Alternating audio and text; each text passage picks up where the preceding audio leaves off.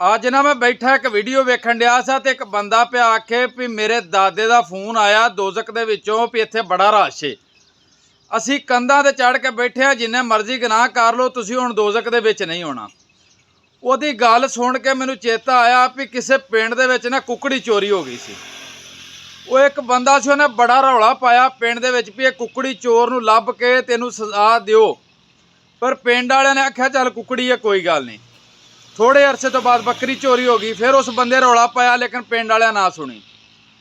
फिर उस पिंड दे विच मझ चोरी हो गई, उस बंदे बड़ा रौला पाया पर पिंड वालिआं ना सुनी।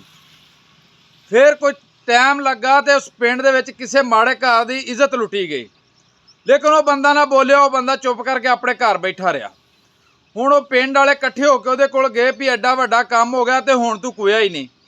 उन्हें आख्या गल ये भी जो कुकड़ी बड़ी मैं रौला पाया सी ना, उदण उहनूं लभ के सज़ा दित्ती हुंदी ते अज एडा वड्डा जुर्म नहीं सी होना।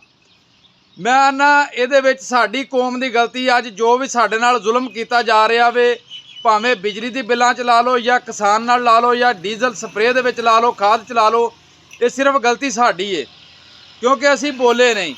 वो हुण साडियां इज्जतां खराब करन तक गल पहुँच गई है कि शरीफ आदमी बिजली का बिल नहीं अदा कर सकता, इत्थों तक बिजली के बिलों च जुल्म किया जा रहा।